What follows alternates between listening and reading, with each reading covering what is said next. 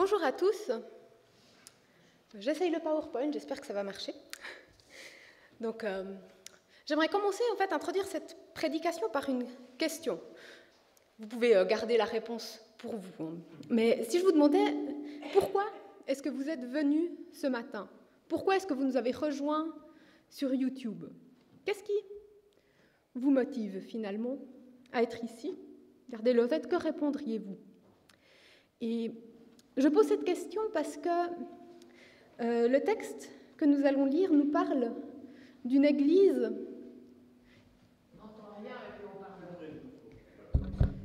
Je posais cette question parce que le texte que nous allons lire nous parle d'une église où je pense que les gens ne savaient plus pourquoi ils étaient là. Où les gens avaient perdu, entre guillemets, le sens de l'Église, le sens de la communauté. C'est la lettre qui se trouve en Apocalypse 3, les paroles que Jésus adresse à l'Église de Sardes. Et comme toujours avec ces paroles adressées aux églises de l'Apocalypse, il s'agit de paroles adressées à une église précise dans son contexte. Donc on ne peut pas faire un simple copier-coller de la situation de Sardes à la situation aujourd'hui ici. Et en même temps, c'est toujours des textes qui nous posent des questions pertinentes auxquelles il vaut la peine de réfléchir pour nous aussi. Donc, sans plus tarder, je vais lire Apocalypse 3, les versets 1 à 6. À l'ange de l'église de Sardes, écrit : Voici ce que dit celui qui a les 7 esprits de Dieu et les 7 étoiles. Je connais tes œuvres. Je sais bien que tu es réputé vivant, mais tu es mort. Sois vigilant et affermis le reste qui est sur le point de mourir, car je n'ai pas trouvé tes œuvres pleinement accomplies devant mon Dieu. Rappelle-toi donc ce que tu as reçu et entendu, garde-le et change radicalement. Si tu ne veilles pas, je viendrai comme un voleur et tu ne sauras pas du tout à quelle heure je viendrai te surprendre. Cependant, tu en as quelques-uns à Sardes qui n'ont pas souillé leurs vêtements. Ils marcheront avec moi en vêtements blancs, parce qu'ils en sont dignes. Ainsi, le vainqueur sera habillé de vêtements blancs. Je n'effacerai jamais son nom du livre de vie. Je reconnaîtrai son nom devant mon Père et devant ses anges. Que celui qui a des oreilles entende ce que l'Esprit dit aux églises. Jésus dit à cette église : Je connais tes œuvres, je sais bien que tu es réputée vivante, mais tu es morte. Une église où, en apparence, les choses allaient bien. On n'entend pas parler non plus d'un contexte difficile de persécution, par exemple, comme dans plusieurs autres paroles que Jésus adresse à des églises de l'Apocalypse.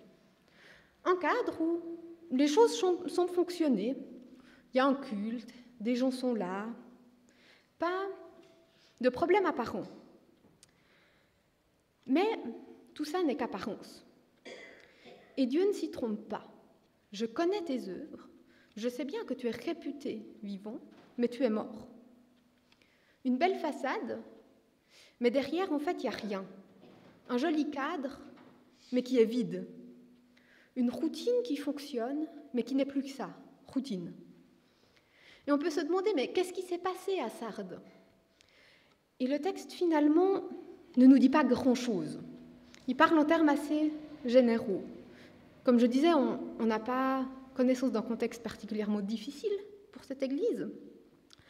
Ce qu'il nous dit, c'est que quelques-uns n'ont pas souillé leurs vêtements, sous-entendu que beaucoup ont souillé leurs vêtements, donc probablement au signe d'une compromission, peut-être avec le paganisme ambiant, peut-être une compromission morale ou doctrinale. C'est finalement un terme très général. Et l'autre chose qu'on nous dit, c'est que les œuvres ne sont pas pleinement accomplies devant Dieu. Ils font les choses dans cette église, assurément, mais finalement, plus pour l'apparence que pour Dieu. Les choses sont faites, mais pas devant Dieu, dans un certain sens. Les œuvres sont là, mais la réelle vie spirituelle a disparu. Donc en résumé, on a une Église qui semble aller bien, mais où en vrai, la vie de l'esprit, la réelle vie, a disparu, ou presque. Et on peut déjà retenir 3 choses de cette situation. Attendez. Pourquoi ça ne marche pas? Normalement, il y a des points en dessous, mais sur mon ordinateur, ça marchait. Bon, désolé, on verra pourquoi les 2 ordinateurs ne se parlent pas très bien. Donc, il y a 3 choses à retenir qui devraient apparaître là, mais qui n'apparaissent pas. La première, c'est que les apparences peuvent être trompeuses, mais Dieu ne s'y trompe pas. C'est-à-dire, on peut faire plein de choses pour sembler bien à nos propres yeux, sembler bien aux yeux des autres, par exemple, mais Dieu ne va pas s'y tromper. Les choses peuvent paraître bien, mais Dieu voit derrière la façade. Et ça veut dire aussi, par conséquence, que ça ne sert à rien d'essayer de tromper Dieu, j'ai envie de dire. De toute façon, il sait très bien à quoi on en est, dans notre vie personnelle, dans notre vie d'église. Et ça peut faire un petit peu peur, de se dire Dieu sait tout. Puis en même temps, je pense que ça peut être très libérateur. On peut être parfaitement authentique avec Dieu. De toute façon, il sait. Ça veut dire qu'en vrai, on peut venir devant Dieu et lui dire « Aujourd'hui, en fait, j'ai pas envie de lire ma Bible et j'arrive rien à en retirer. » Et je pense que ça aussi, en fait, ça nous ouvrira, on verra après, le fait d'être honnête, ça nous ouvrira à l'action de Dieu, à un changement possible. La deuxième chose qu'on peut déjà retenir à ce stade, c'est que la vie, elle est plus importante que le cadre, finalement. On peut avoir un joli cadre tout vide, et ça sert à pas grand-chose. C'est pas pour dire non plus qu'on peut partir dans le chaos complet, je ne sais quoi, mais pour dire que ce qui compte réellement, c'est ce qu'on vit à l'intérieur, c'est ce qu'on vit ensemble, plus que la forme, plus que le style précis, par exemple. Et c'est en lien avec la troisième chose qu'on peut retenir, c'est que l'attitude dans laquelle nous faisons les choses, elle est importante. On peut faire les plus belles activités d'église, si elles sont faites pour l'apparence, elles sont creuses, elles sont vides de sens.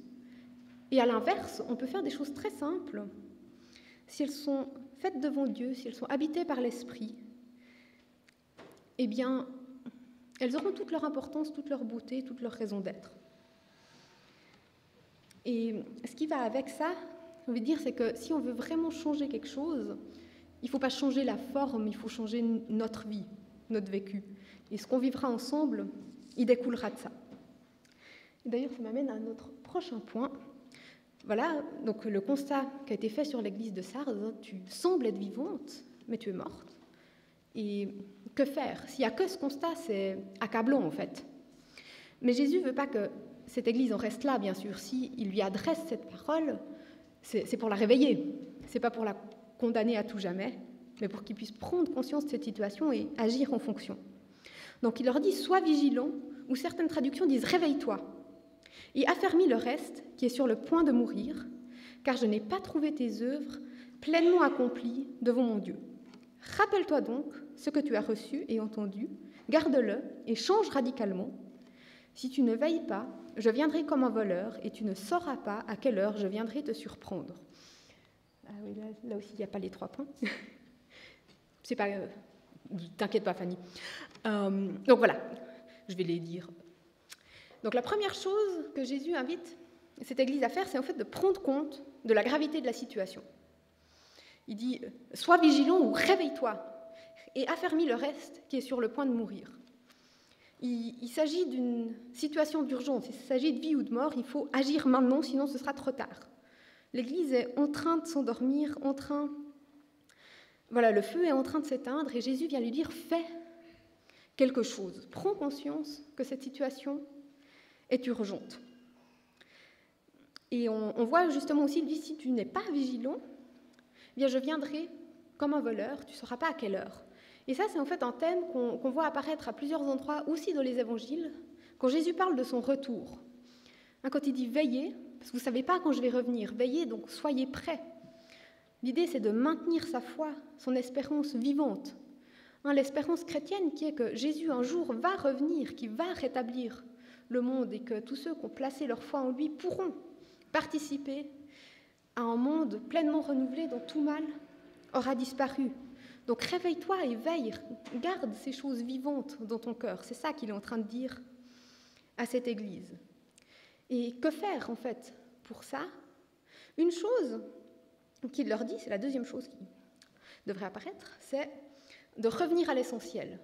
Il dit « Rappelle-toi ce que tu as reçu et entendu, garde-le ». Et donc ce que tu as reçu et entendu désigne vraisemblablement l'Évangile, le message chrétien qui nous parle de Jésus-Christ, qui est venu sur terre, qui est mort à notre place pour que nous puissions être réconciliés avec Dieu, qui est ressuscité, qui va revenir. Rappelle-toi ces choses. Et vous me permettez un petit passage par le grec. Rappelle-toi, dans le texte, c'est un impératif présent en grec. On n'a pas exactement un équivalent en français, mais en fait, ça désigne une action continue, répétée. On pourrait traduire « rappelle-toi constamment »,« rappelle-toi continuellement » ces choses. Il ne s'agit pas d'une fois s'en souvenir, puis de les ranger dans l'étagère, et puis bon, c'est bien qu'ils sont là, mais voilà, c'est quelque chose qui est censé être présent à notre esprit tous les jours. Régulièrement, on est censé s'en rappeler. C'est par exemple quelque chose qu'on fait communautairement en partageant la scène. Il peut y avoir d'autres moyens aussi de le faire, bien sûr. Et puis, au-delà de se rappeler, il dit « garde-le », ce message. Et ça ne veut bien sûr pas dire « garde-le dans une boîte bien rangée dans le grenier ou je ne sais quoi ». Garde-le dans le sens « sois lui fidèle » aussi, qu'on trouve dans certaines traductions. Sois fidèle à ce message, vis en fonction, en fait. L'appel à réaliser ce que l'Évangile veut dire et aussi qu'en fait cela imbibe toute notre vie, notre manière d'agir, notre manière d'être. Que nos actions, nos pensées soient orientées par ce que Jésus-Christ a fait et par son appel à aimer Dieu de tout notre être et notre prochain comme nous-mêmes. Et la troisième chose qu'elle appelle cette église de Sardes est appelée, c'est « change radicalement », où on trouve aussi dans des traductions « repens-toi ». Et une vraie repentance mène toujours à un changement, en fait. Je vais m'expliquer. Là où il y a un constat que la vie de la communauté, notre vie personnelle aussi, n'est pas en accord avec l'évangile dont Jésus vient de leur dire « rappelez-vous », eh bien, il faut avoir le courage de changer. Le courage de changer radicalement. Une pleine repentance, ça veut dire qu'on reconnaît que quelque chose ne va pas dans nos vies, qu'on demande le pardon de Dieu, et qu'on le reçoit d'ailleurs, il nous pardonne si on lui demande pardon, et qu'on se détourne du mal vers le bien. Il y a toujours un changement qui est impliqué. Et ça veut aussi dire qu'il ne s'agit pas de changer pour changer, parce que changer c'est à la mode, et qu'aujourd'hui c'est trendy de faire un changement ou l'autre, et puis après on fait quelque chose qui ne change pas vraiment fondamentalement.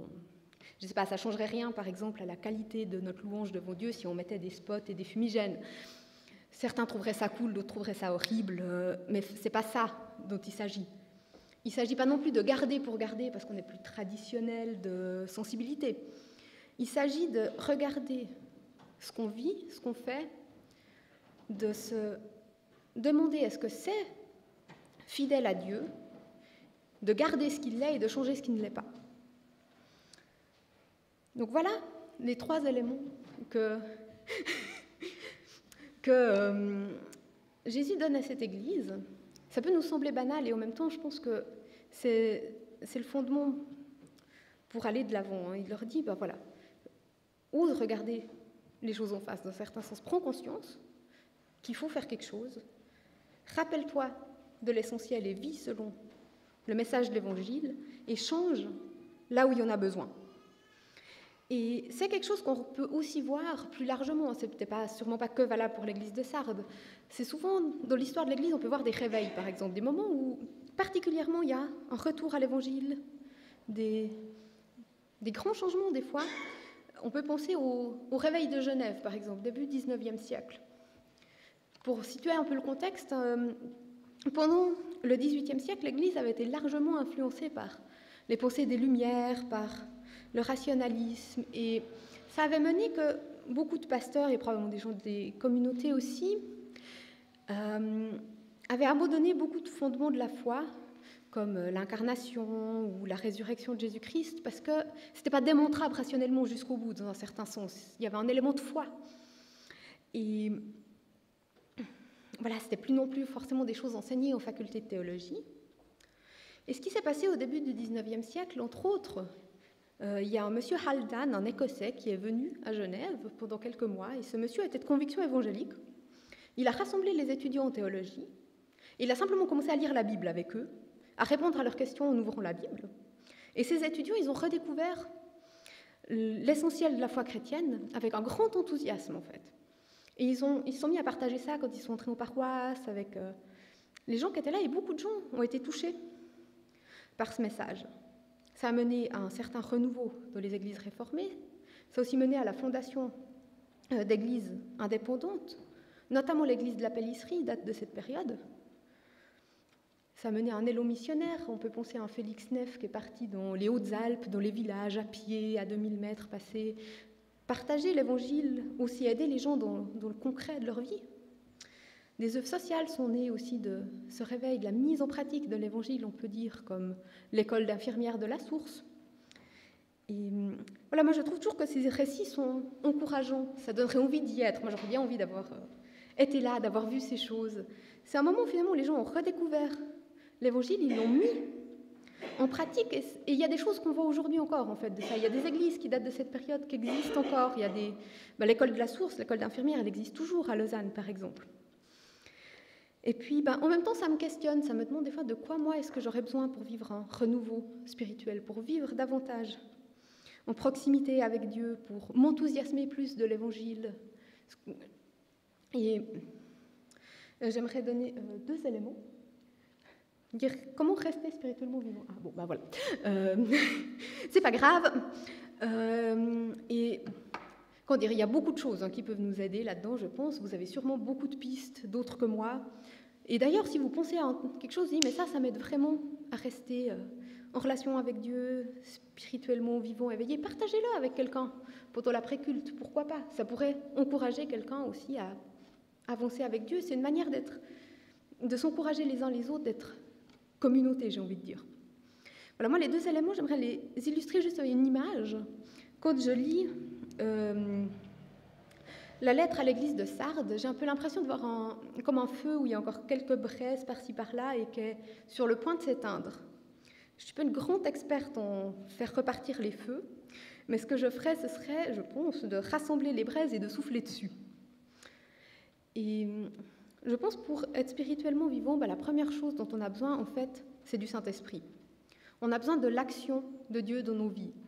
Ces réveils qu'on peut voir dans l'histoire ou aussi dans notre histoire personnelle à des échelles beaucoup plus petites, c'est jamais des trucs qu'on produit par nous-mêmes parfaitement, pleinement. C'est toujours un moment où Dieu agit en fait, où Dieu agit par son esprit, où Dieu souffle sa vie, j'ai envie de dire. D'ailleurs, c'est pas par hasard, je pense, que Jésus au début de la lettre se présente comme celui qui a les 7 esprits de Dieu. Alors, c'est un peu bizarre de dire les 7 esprits de Dieu. Il n'y a qu'un Saint-Esprit, je suis convaincue qu'il n'y a qu'un Saint-Esprit et qu'il est un. Mais l'Apocalypse utilise souvent des chiffres ou des nombres symboliques, ainsi de suite. C'est un livre un peu particulier dans ce sens-là, et 7 sûrement aussi pour symboliser la plénitude, la perfection. Donc nous avons besoin de l'action de l'Esprit. Et voilà, j'aurais volontiers les 14 leçons et 3 étapes pour arriver à une pleine vie de l'Esprit, mais ça ne fonctionne pas comme ça, je crois. Mais je pense qu'une chose importante, en fait, c'est d'y être ouvert. Dieu, il ne va pas nous forcer la main. Mais si on lui prie sincèrement en disant « Seigneur, on a besoin de ton action », j'aspire à plus, moi personnellement, simplement à plus de vie d'esprit dans ma vie, souvent, en fait, pourquoi pas lui demander ? Il honorera cette prière, je pense. Et puis, si on s'ouvre à ça, je pense qu'il faut qu'on soit prêt à ce que Dieu agisse peut-être pas exactement comme on l'aurait pensé, qu'il nous bouscule ou dérange un peu. Et puis c'est OK. Des fois, ça peut être pas tout à fait comme on avait l'habitude, mais c'est pas grave. Dieu est plus grand que nous, Dieu peut agir de manière qu'on n'aurait pas anticipée. Et le deuxième élément, je pense, je disais rassembler les braises. On a besoin les uns des autres, on a besoin de la communauté. Jean-René le rappelait bien pendant la présidence du culte. Bien sûr qu'on a besoin d'une foi personnelle. Et c'est un des points forts en fait, du mouvement évangélique, d'avoir insisté sur l'importance d'une foi personnelle. Si j'y crois pas moi, ça n'a pas de sens que je sois là. Mais on peut des fois presque un peu oublier que c'est pas juste Dieu et moi dans ma chambre, mais que c'est nous ensemble en tant qu'Église. Je me rappelle d'une prédication de Véronique où elle nous rappelait on n'est pas chrétien tout seul. En lisant la fin de l'Épître aux Romains où Paul il cite plein de collaborateurs, collaboratrices. Et on oublie, je pense, des fois un peu que le 1er siècle était une époque beaucoup plus communautaire que la nôtre, en fait. Les gens vivaient plus ensemble. Rien que, par exemple, pour lire la Bible, c'était pas une période où tout le monde savait lire, on se retrouvait pour lire. Quelqu'un lisait devant, les gens écoutaient. Et je pense que c'est important de rappeler aussi dans notre société qui a pas mal de tendances individualistes qu'on a besoin de la communauté, qu'on a besoin les uns des autres. Moi, je me rends compte que je ne sais pas vraiment très bien rester motivée toute seule tout le temps. Il y a peut-être des gens incroyables qui peuvent avoir une motivation incroyable et la tenir tout seul sur le long terme, sans aucun input venant d'ailleurs. Ce n'est pas mon cas, je me rends compte de plus en plus. J'ai besoin d'autres gens avec qui partager ces choses. Je suis très contente de ne pas travailler toute seule, j'ai envie de dire. On est un conseil, on est une équipe. Quand j'ai un creux, quelqu'un peut me dire non mais ça va aller. Puis à l'inverse, on peut encourager quelqu'un d'autre. Souvent, c'est même encourageant pour soi-même en fait. De devoir reformuler pourquoi est-ce qu'on y croit, pourquoi on pense que c'est important. Et en fait, je pense que la plupart de nous, ou chacun de nous à un certain degré, a besoin de ce genre de choses, de trouver des lieux d'échange, d'encouragement, de soutien. C'est pas la chose la plus facile à vivre. En culte tous ensemble, c'est pas dans les après-cultes souvent que j'ai mes plus grandes discussions, par exemple, elles durent en général 2 minutes, puis après je viens dire bonjour à quelqu'un d'autre. Et c'est normal dans un après-culte, on est tous ensemble, on se salue. Mais par exemple, il y a des groupes de maison déjà où on peut vivre des choses plus proches, plus longtemps avec d'autres, lire la Bible, prier, s'encourager. Et une autre chose que vous partagez, c'est aussi quelque chose dont on avait parlé avec le conseil, c'est encourager des petits groupes de prière. En fait, de se mettre à 2, 3, des personnes de confiance, avec qui on se sent à l'aise aussi de partager ce qu'on vit, de partager nos joies, nos défis, avec qui aussi on peut prier pour nos familles, nos amis qui ne connaissent pas forcément Dieu, auprès de qui on aimerait être témoin. Et c'est une manière de continuer à s'encourager dans le témoignage, dans notre vie d'esprit. Donc bien sûr, ce n'est pas quelque chose qu'on peut forcer, mais réfléchissez-y, si ça vous intéresse aussi, sentez-vous libre. Simplement d'approcher quelqu'un, de toute façon, on ne va pas vous dire, vous, disons. On est tous assez grands pour, si on a envie de faire ça, le faire soi-même, je pense. Puis en même temps, vous pouvez nous dire, je serais intéressée, je ne sais pas avec qui, on vous mettra volontiers des gens en contact. Voilà, donc, ça pour dire, essayons de trouver des manières qui nous aident à rester vivants spirituellement. Donc, pour conclure, avec Sardes, on a vu une église qui est sur le point de mourir. Et Jésus vient la secouer un bon coup en l'attrapant par les épaules, disant « Réveille-toi, c'est le moment de revenir à l'essentiel, d'oser changer là où il y a besoin. » Comme je disais, le contexte de Sardes, c'est le contexte de Sardes, notre contexte, c'est notre contexte, il ne faut pas forcément faire des copier-coller. Et c'est vrai que moi, c'est toujours des textes que je trouve interpellants. Je n'ai pas forcément trouvé simple de préparer une prédication là-dessus, je me dis « qu'est-ce qu'on va dire ?» Mais j'aimerais encore souligner pour conclure une dernière chose, ou 2 choses. Jésus, en écrivant cette lettre, ce n'est pas premièrement une lettre de condamnation à cette église, c'est une lettre de se réveiller pour revenir à lui, et j'espère qu'elle aura porté ses fruits. Et elle se termine en fait par une très belle promesse.